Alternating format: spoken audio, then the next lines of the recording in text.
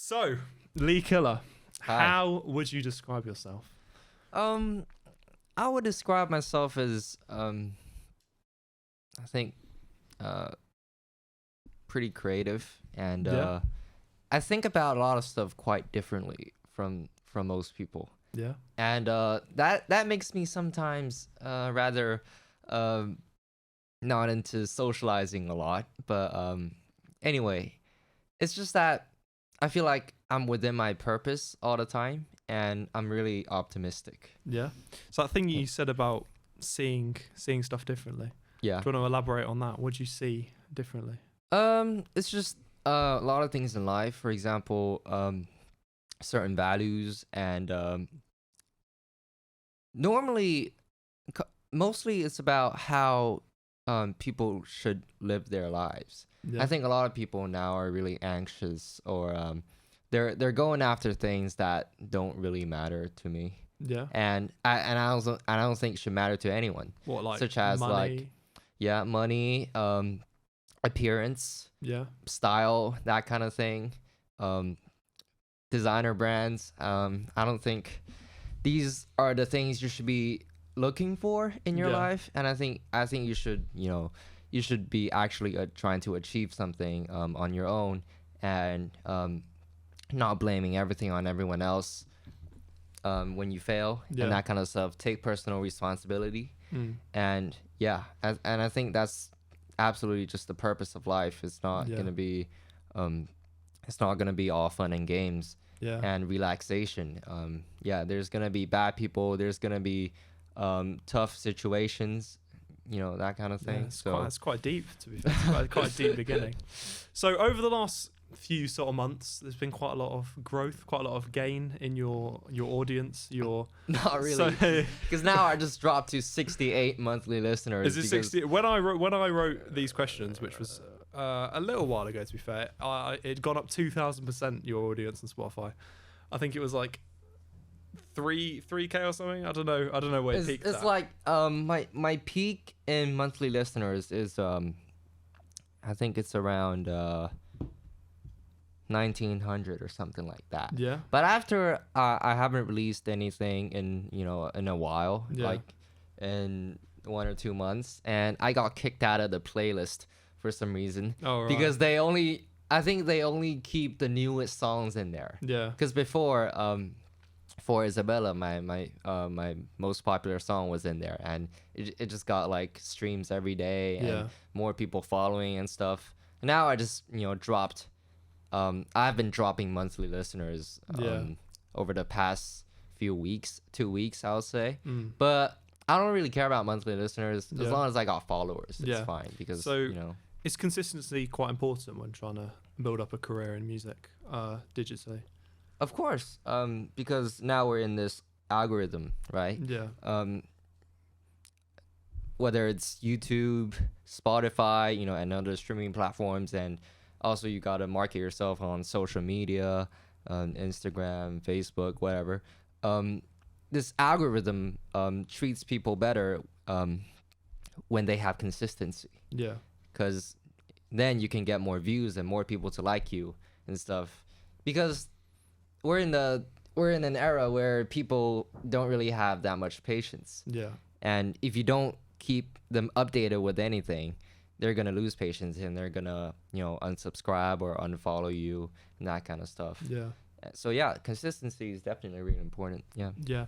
So in terms of that, sort of the attention span thing, obviously a song is quite long. It could be like 3 minutes, 4 minutes. Mm-hmm. So how do you sort of market that 4 minutes worth of content, let's say, to a broad audience in short form? How do you go about that? Generally, because I produce my own beats and for my own songs, Yeah.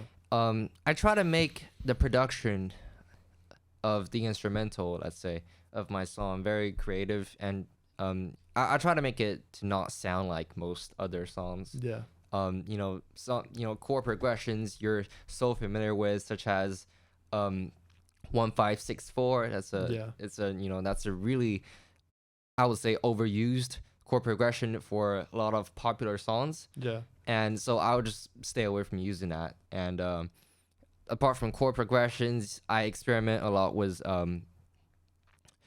rhythm, melody, and sampling too. I try to make it sound as, let's say, unorthodox as possible. Yeah, she's trying to like disrupt the norm. Yeah, just trying to disrupt the norm to keep people interested, but Yeah. at the same time, it shouldn't be too experimental that will turn people off. Yeah. Right? So yeah.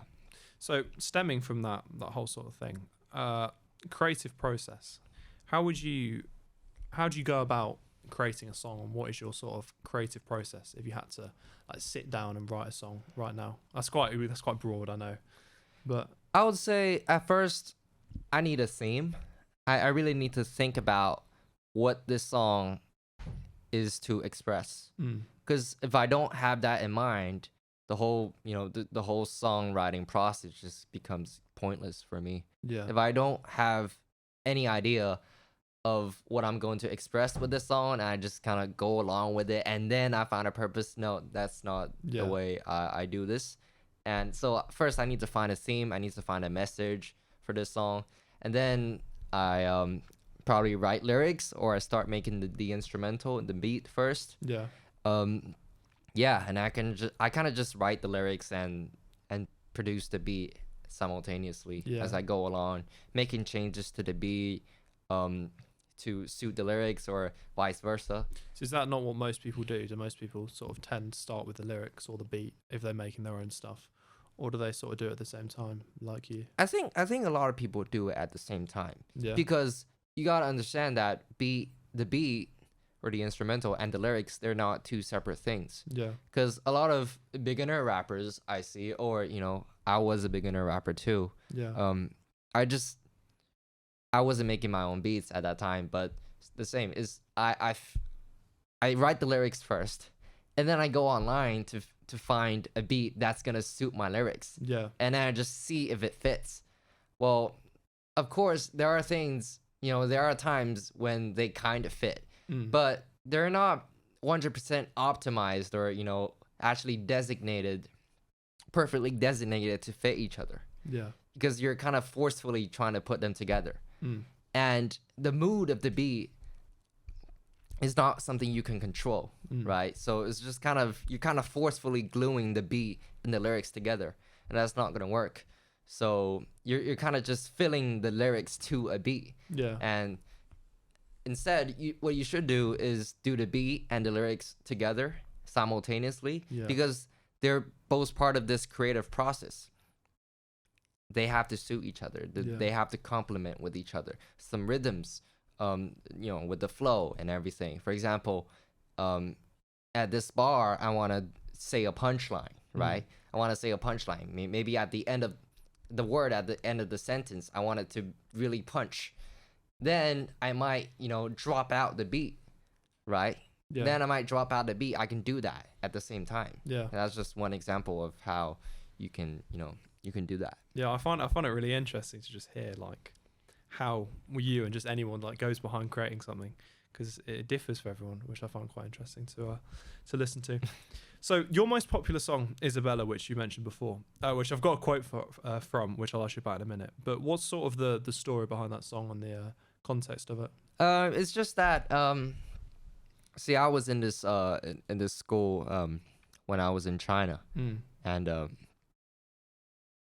and at that time I was like the new guy there. Yeah. And one day I just came across this girl named Isabella, and we Yeah. just became friends really quickly, because we feel like we really got a chemistry together. Yeah. So we will almost hang out every day, or if not hang out, we just text. Yeah. And there's a general consensus that there's nothing romantic between us. But like, anyway, but at the end of the semester or the term, Yeah. she left for Norway. She went to study in Norway. And so she just left me. And the next year, 2022 June, her birthday is about to come. So Yeah. I just thought, as a birthday gift, I wrote a song for her. And and I made the beat, and I made and I wrote the lyrics myself. Yeah. And I feel like the whole creative process is really natural, and Yeah. I didn't really face any, writer's block or anything like that. Yeah. Because I just feel like this, the friendship and the connection with her Yeah. is real, and it's when that's real, when what the message you're trying to put out there is genuine. Yeah. It's just very easy to Easy to like, compose think of something stuff, that's that's really touching, not only to her yeah. but to other people, because they can feel it too. Yeah. It's really subtle. Yeah. So this quote I've got, I hope I got it right because I was listening and I wrote it down. So it's to be in a room hearing my freestyle right after check. It was the real Slim Shady instrumental. Back then, my freestyles were truly on another level. So basically, I met her in like a piano room. Yeah. She was practicing piano, Yeah. and I just stood out there and I listened to her playing piano for a while, and then she just came out of the room. She realized I was listening the whole time. Yeah. And then we just got together, and she really took interest in my rapping interest, and so I just said, hey, maybe I can show you, my freestyle if you want. And then she got really hyped up for it, and then so anyway, we went into another practice room, and I put on the real Slim Shady instrumental. Yeah. Yeah, because I really like that song, and but it was like a really fast beat. Yeah. It's like a 100 BPM tempo, Yeah. but I managed to freestyle, Pull it off. I Yeah. managed to pull it off, but I don't think the freestyle is good at all. I was No? stuttering a lot, Yeah. but she still likes it a Yeah. lot, because I don't know, but because like I think for people who don't know how to rap, my level could already be kind of impressive, Yeah. but I feel like the rap isn't that good. Yeah. And when I say back then, my freestyles were truly on another level, because when I was writing this song, my freestyle ability has already progressed, and compared to when I first met her. Yeah. And so I would say it was truly on another level. That means it's on a lower level. Yeah. Yeah. So A bit of wordplay going on there. a bit of irony. Yeah. I would say. So in Yeah. February 23 now, which is when we're recording this, do you still freestyle? Do you still, is that something that's got better and still something you do? I actually don't freestyle that much anymore. Yeah. I feel like freestyle is I know. when I freestyle, Yeah. I always look for words. No, I always look for lyrics that are kind of like, in party mode and that kind of stuff, or braggadocio, Yeah. Because there isn't much lyrical content when you try to freestyle. Yeah. It's like it's just so hard to put into any lyrical content. And as a rapper who really emphasizes on lyricism, Yeah. I find that quite uncomfortable, and there's nothing I can do about it really, because within seconds you just can't produce anything that's lyrically enriching. Yeah. And I watched the best freestyler probably in the world right now, and his name is Harry Mack. Yeah. He's I've on heard of him. YouTube. He's on like Omegle and stuff. Yeah, He he's goes- like the best freestyler ever. But when I hear him rap, for example, give me a word right now, a random word. Laptop. Laptop. Yeah. Yeah, he will say is just something like, yeah, I'm the rap god. My brain functions something like a laptop. Yeah. He's trying to he's trying to substitute the word laptop or Yeah. any other word you throw at me to a braggadocio context. You can do that. Like, for example, Mike, I just say, oh yeah, I'm not your type, I'm on the mic. Yeah. He kind of just he can just rap anything that's that and turn it into a braggadocio thing. Yeah. And I just think, I won't say it's kind of shallow, but I would think it just kind of gets boring after Yeah. watching him like 100 times. Because at first I was really impressed Yeah. with his ability. I'm still really impressed with his ability, but it's just the lack of lyrical content in Yeah. it. And there's this kind of pattern. And also, I observe in his freestyles and my freestyles, I can almost guess what he's going to say. Yeah. he sets up, for example, if you say laptop, Yeah. I set up the first line with something that rhymes with laptop, Yeah. like rap god. And then I put the word you threw at me at the second line. Yeah. So it was like a punchline, that kind of feel, you know. Mm. He uses that all the time. And I kind of just know what he's going to say. Yeah. Yeah. But he has some really good content too, in which he actually raps about real issues and without resorting to like braggadocio stuff Yeah. in one line. Because it's so hard to produce any lyrical content, enriching content in a few seconds. So sometimes to give yourself a mental break, you got to go back to like braggadocio, Yeah. generic stuff like, yeah, I'm so fly and that kind of Yeah. stuff to give yourself a mental break.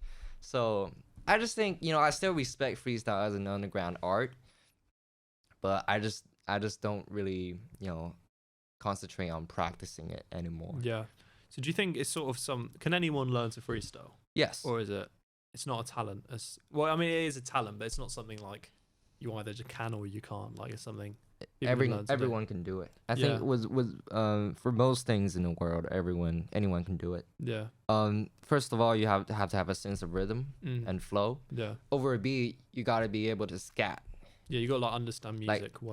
Scat meaning that you say gibberish with rhythm. Yeah. Like that da da da da da da da da da da da da da da da da da. Yeah. If you're able to do that, and then you start to put the words in, then you know how to rap. Yeah. In order to freestyle, you just gotta practice a lot. Yeah. And I always use the random word generator. Yeah. You can, I just search it up on Google and I just, click generate random word all the time, and I just freestyle about whatever that's thrown at me. Yeah. And so anyone can practice it and get good at it. So much, yeah. Would you say Harry Mack is a inspiration of yours? Yeah, he definitely is. I can see the positivity he's radiating out towards people, and compared to a lot of other rappers, or I would say many other rappers, he's not putting out an egoistic image at all. It's not about himself, he says. Yeah. It's all about connecting with people, connecting, doing like a positive exchange with people. Yeah. He's going out into the streets and he asks just random strangers, give me some words and I'm gonna freestyle for you. Yeah. And when he crushes it, all the people are like, cheering and they're all connecting and stuff. And I think especially in this era, it's very important to discover and regain that connection with people. Yeah. So he's really about that, and that's what I really like about him. Yeah. And yeah. So is there anyone else you aspire to be like, or you take inspiration from, or I would say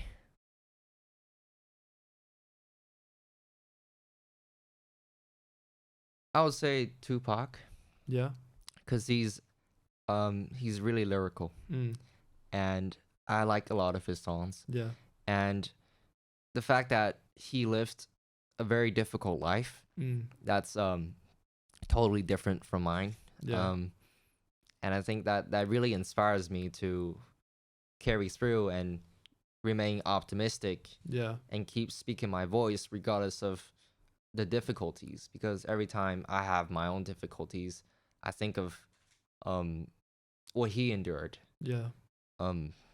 As a rapper, in that era, and in the neighborhood he grew up in, and in the lifestyle he engaged in, he predicted that he's gonna get shot by somebody. I forgot the line.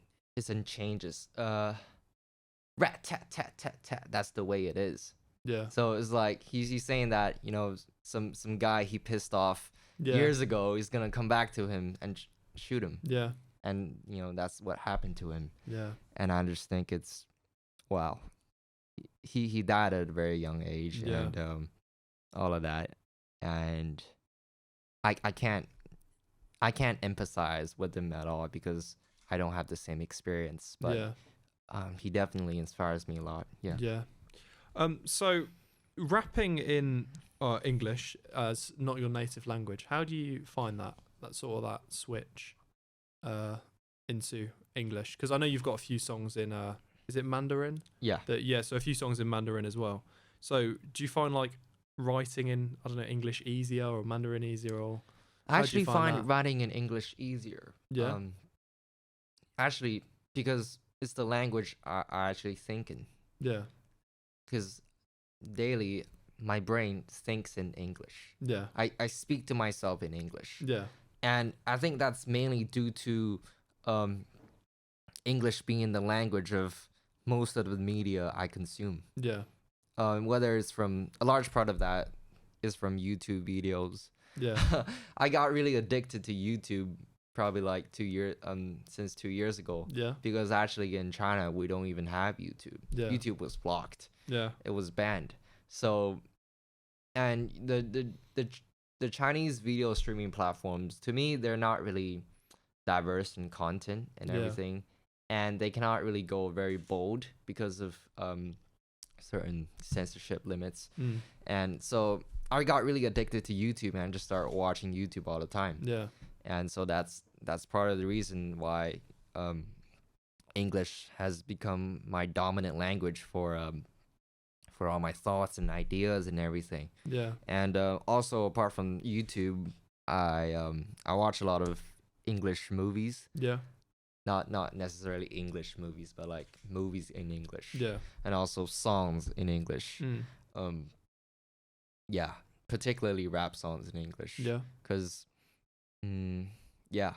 cause actually my favorite style of rap is probably before the rap before the 2000s and Yeah. around 2000s, and at that time Chinese rap hasn't developed much yet. Yeah. Probably in Taiwan it has, but not in mainland. So so the majority of rap I listen to is just English. Yeah. So that's how I just and also another factor I forgot to mention is me being in an international school and kind of environment, Yeah.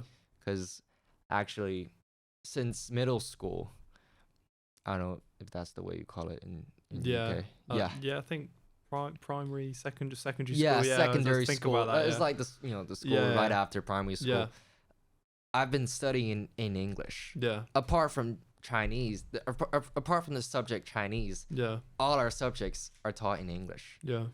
And so, that's another reason I started to write essays and stuff, so English just kind of took over my life in a Yeah. in a yeah. Yeah. So what is like the Chinese rap scene like? Chinese rap scene. Yeah, because you mentioned rap in China. What's that? What's that sort of like? I actually don't know too much about it. I don't really, follow the late news and stuff. Yeah. But it's very new. It's Yeah. very new compared to American rap or British rap. Because you got to realize that China didn't open up as a nation until 1979. Yeah. Because before we're just we're an actual communist country without any Western culture. Yeah. And so after that, rap in the 1980s, rap got born. Rap was really popular, and but we're still not into that. Yeah. We're still not into that. We still haven't got to that yet. It's only in the 90s, there are certain people discovering it and trying it out and stuff, but it only entered the mainstream in 2007. There's a TV show called Rap of China. And actually that's the show that inspired me to be interested in rap in the first place. Yeah, I can still remember that moment where my dad recommended me that show, and I just got into rap ever since. Yeah. And so yeah, after that TV show, it just got really popular in China. Yeah. But a lot of it is just very, very new. A lot of people are trying to. There are a lot of wannabe rappers. Yeah. they normally flex with their rhyming technique a lot, or their flow technique. Um, there's a lot of people just trying to flex their technique and, fast rapping, Yeah. intense rhyme schemes and that kind of stuff without any kind of lyrical content. Yeah. But there are also good rappers I discovered. But all of that, what I just said is really just kind of generic. But there's one thing that's really important you got to realize is China is still a country with a lot of censorship and lack of freedom of speech compared to, pretty much rest of the world. Yeah. So, and rap is such a, is such a genre, is a genre with a lot of rebellious spirit Yeah. and, fighting against the power, right? In China, you don't dare to fight against the power. Yeah. And it's just because there's one Chinese rapper once wrote in his song that no government official telling me what to write in my song, and then he got censored after that. And so it's just, in my opinion, it can never flourish as much as rap in if it's still a country with a lack of freedom of speech. Yeah. Because things like politics. Yeah. And that's just the nature of rap. and that's just the nature. People want to express it. Yeah. But that segment right now is just just stripped away. Yeah. Of course, people can there are a lot of other stuff to rap about. Yeah. But it's never going to. It's never be going the to. same. Yeah, it's never going to be the same. Yeah. Yeah. So living in England now, well, how do you find just England and British culture and British people, and how does it all compare? I'm interested. I think British people are really nice, and because sometimes I look at people from my own country. Yeah. You can say it's because of communism or how late we open up as a country. People are still kind of cold, and there's a really materialistic culture going on, and because right after before 1979, the government is like, it's all communism, but after 1979, the government's like, hey, right now it's all free, go get your money. And so right now it's just a lot of people competing and all that. But here, I just feel like it's it's really peaceful and everything, and people are really kind, and old people coming up and just starting a conversation with me. That's never going to happen in China. And that happens sometimes, but it's not happening as often. I think people here are really hospitable. Yeah. And in terms of British culture, I don't really know that much about it. But there's one thing I know is British humor. Yeah. I actually really like it, British, to be honest. yeah. It's just kind of it's kind of like, some people don't like it. I understand it, but like I kind of like it. It's like, for example, when I release like a song, right? Yeah. And then a lot of people, they come up to me and they say, "Wow, that's actually good." So you can feel that they're expecting that it's not gonna be good.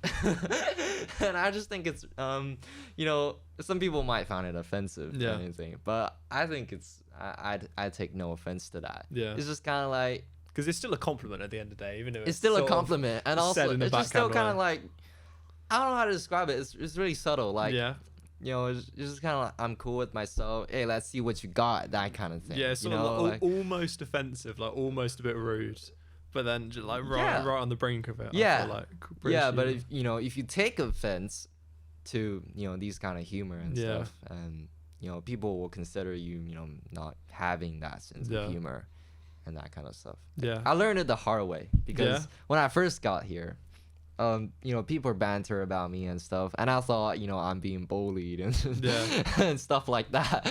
But actually, they just do it to everyone. They do it to each other all the time. Yeah.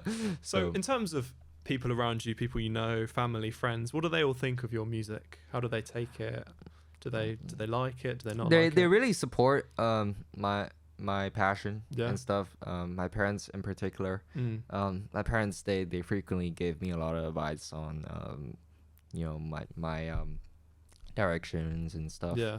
And they really want me to pick up Chinese rap again. Yeah. Because they say that a person with bilingual ability to rap, to be fluent in two languages is very rare in this world right now. I feel like it is. These rappers that switch up languages in a song.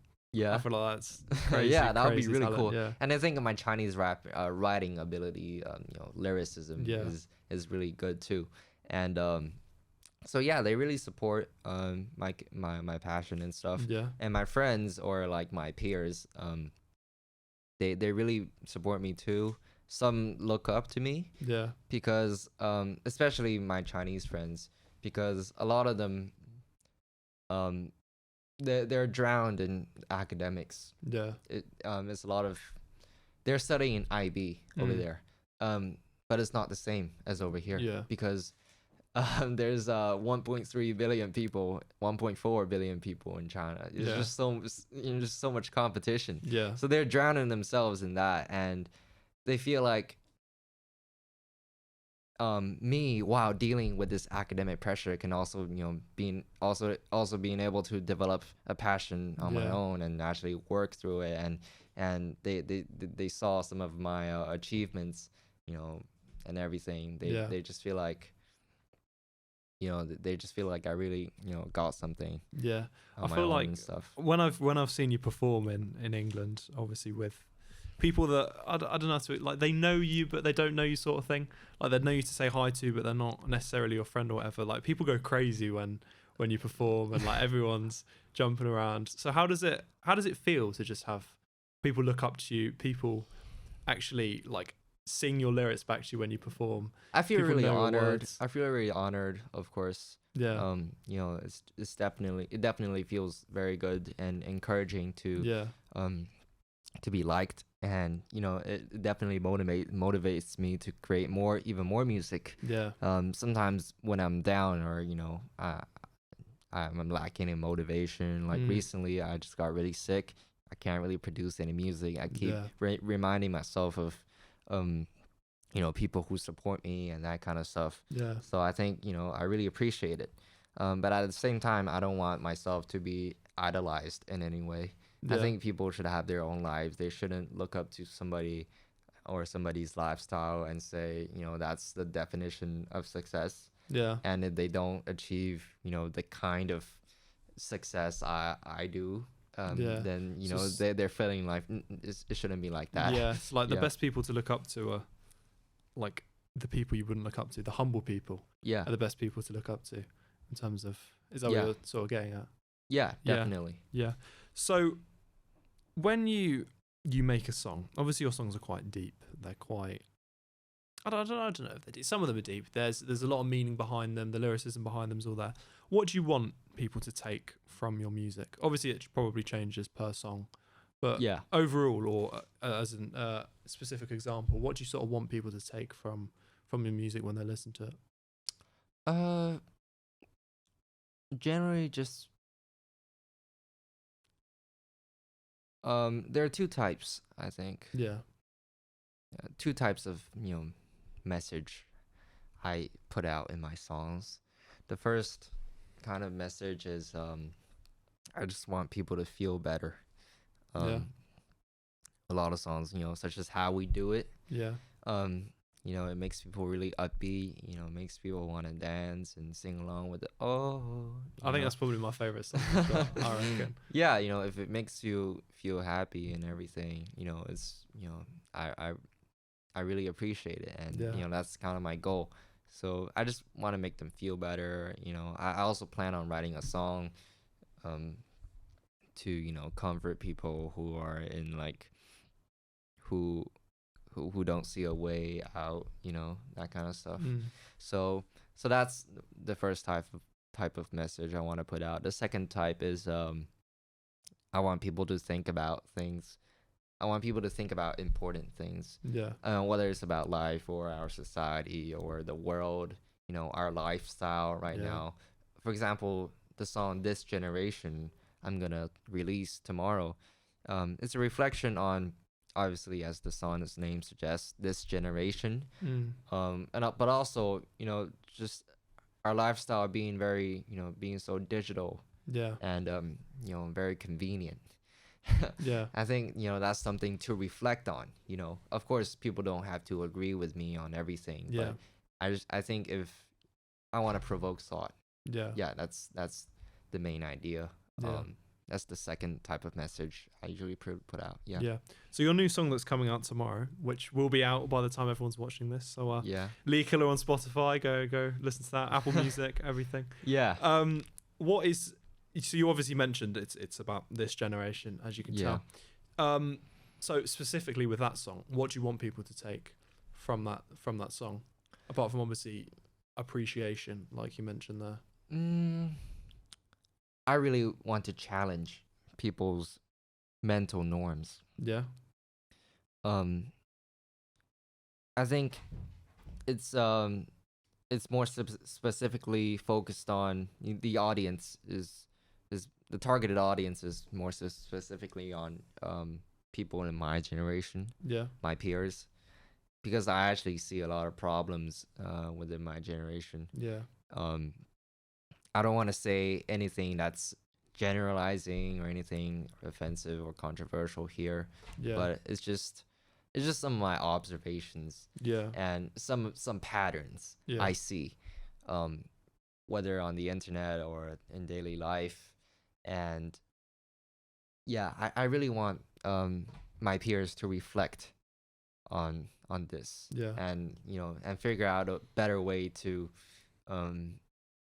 engage with life and other people. Yeah. So is your target market people of your own age? Yes. Do you ever look to like moving out of that target market to potentially going to like an older audience or a younger audience maybe?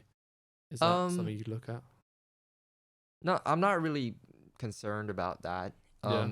I think if this song is not targeted at a younger audience, I would say it's just targeted, at everyone. Yeah. I don't think right now I'll be making any songs that specifically targets old people. Yeah. It's just, if it's not, for my peers, then it's Yeah. for everyone to enjoy, I think. Yeah. Yeah.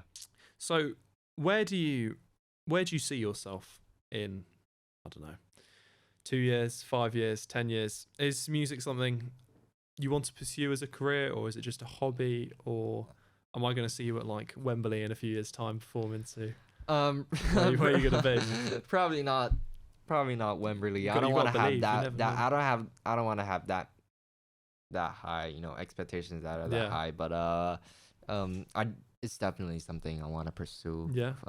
As my career. It's not a hobby at all. Yeah. It has not been a hobby for 2 years, Yeah. and I'm actually trying to, day to day, I'm trying to improve myself. I'm trying to make more songs. I'm Yeah. trying to learn new ways of marketing, linking with people. In 5 years, I'll probably be, I don't know. It's really hard to predict. Yeah, it's almost like where do you hope to be in 5 years? Where do I hope to be? Yeah. I don't want to be that famous. Yeah. I don't want to be like Eminem or like Yeah. that kind of thing. I want to have a sizable audience. Yeah. Like I might have a YouTube channel and I'll get like 1 million subscribers or something. Yeah. That's where I see myself. That would be ideal. I don't Yeah. want to be that famous where people spot me on the streets, or I gotta take deals all day. Yeah. That just messes up my rhythm. Yeah. I'm not about that. I want to have a sizable audience. A sizable audience I can influence. Yeah. And So it's you want enough people to listen and appreciate your music. yeah. And like enough to make a career out of it, sort of thing. Yeah. Yeah. So I've just completely lost my trail of questions I was thinking about. Oh yeah, so when we have guests that are about our age, I like to talk about their more like where they're planning to go in the next couple of years. So university, college, apprenticeship.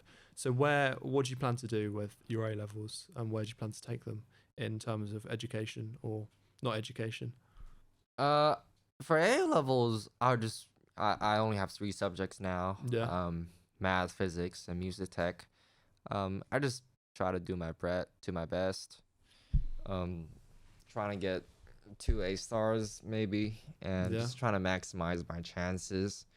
Um, for uni, I don't really care too much about getting into a very prestigious one. yeah, As long as it's a uni I can learn, I can learn a lot from. yeah. Um, Is it a musicy sort of course you're planning on doing? yes. Before, I really want the course I'll be taking in uni to be like music production or something Yeah, like that. But then I realized that's kind of like a waste of my time because I'm already doing music production now, yeah, to a considerable level, yeah, and I'll keep improving on myself. I don't need a uni to teach me how to produce.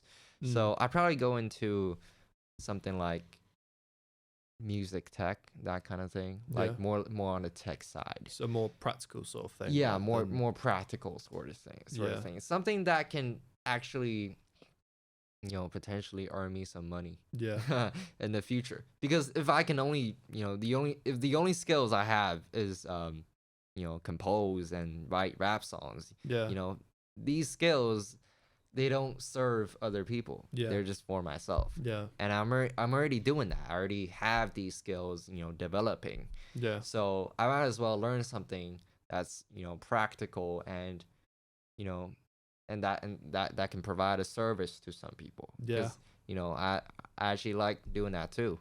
And yeah, I probably just recently I spotted this university called Surrey, yeah, and I really want to take the music tech course over there. yeah, Um, just trying to become a recording engineer yeah. So or is it going to mixing be, engineer and yeah, everything.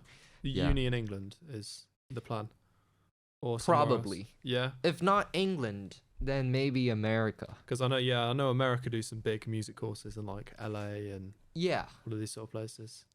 yeah, And I feel to embrace yourself with the rap scene and the rap culture, America might be a better shout. yeah, Maybe yeah. It is. if you're, Yeah, I really want to go to Bronx, yeah, because that's the place rap was born. yeah, Particularly, yeah, just Bronx. If it's not dangerous, I'll go. yeah, But yeah, maybe America, maybe even other countries in Europe, yeah, or maybe even Canada or Australia or yeah, something. Canada's just a safer alternative. yeah. Canada's to America. yeah, Canada's a nice country. So everyone in Canada's so nice. I Yeah. found when I went there, like everyone's so nice. You'll just be walking down the street and like I don't Yeah. even know. Everyone smiles. Everyone says hello. Like they got no idea who you are. It's just yeah. So Yeah. something I know all of the fans are dying to know is: are you going to be dropping an album soon or an EP soon?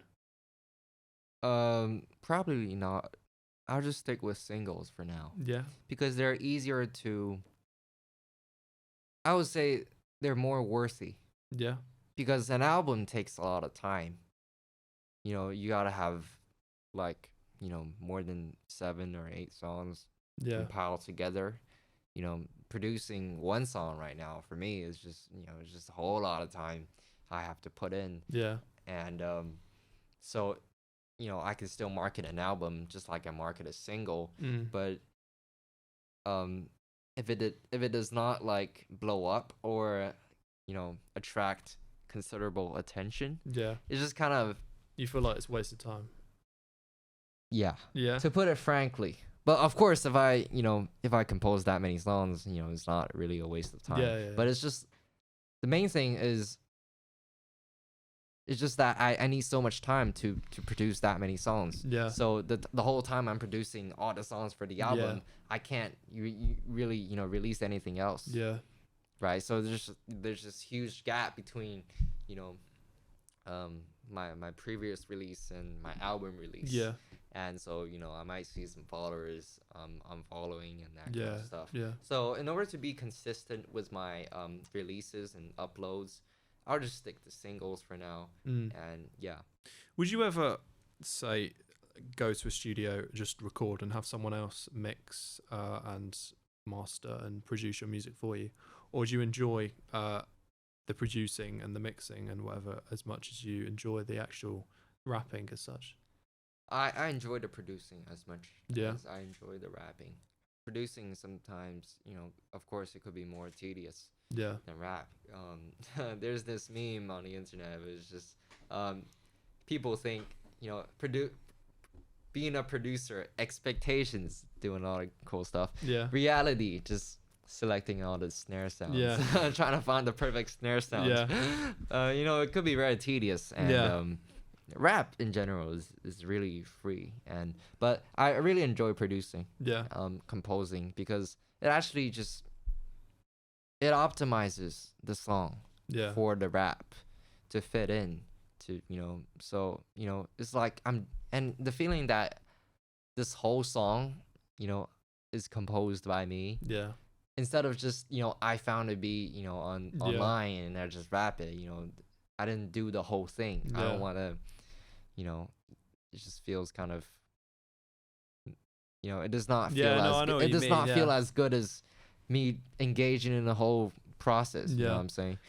But for mix and mastering, I still don't know how to do it properly or professionally. So I usually hire someone to do it, or I have this mentor, and he's really good at mixing, and he can do it for free. And yeah, I really want to learn how to mix and master Yeah. in the future. Yeah. Yeah, that's gonna be my 'Cause goal. I feel like quite a lot of artists start like that, and then once they gain quite a considerable following, they'll just go to the studio, have all these beats here, like record like 6 songs a night, and then just go home and then just leave it at that. Someone else will mix it and everything. Yeah. But from what you're saying, you feel like that loses I don't know, it loses like the personal feel and like the meaning. is what No, you're saying. I think if it's for mixing or mastering, I'm okay for somebody to let somebody else mix So it. you want to do the beat and the rapping? Yeah, I want to basically. do the beat and the rapping, because that's 80% of the song. Yeah. That's that determines everything, the character of the song, the mood, everything. And for mixing and mastering engineers, it's me telling them what to do. Yeah. Anyway, I want it like this, I want it like that, and they got to send revisions to me. And Yeah. so yeah, so but I really hope that I can learn how to mix and master too, because you can be creative in those in those things too. But at the moment, I'm fine with to let somebody else mix and master my music. Well, I think we're just about done probably there. If you're happy. Yeah. Yeah. So of course check out Lee Qiller on all streaming services right now. Yeah. The new song, which will be out today, in like a week's time when this releases. So it'll be out when this releases, basically. Yeah. And yeah, shout out Alex the cameraman taking pictures of us. His website will be in the description. He's given me a thumbs up. There we go. Website in the description. And yeah, thank you for coming on. Thank you And for inviting me. That's all right. Yeah, Happy to be here. check out Lee Qiller on Spotify.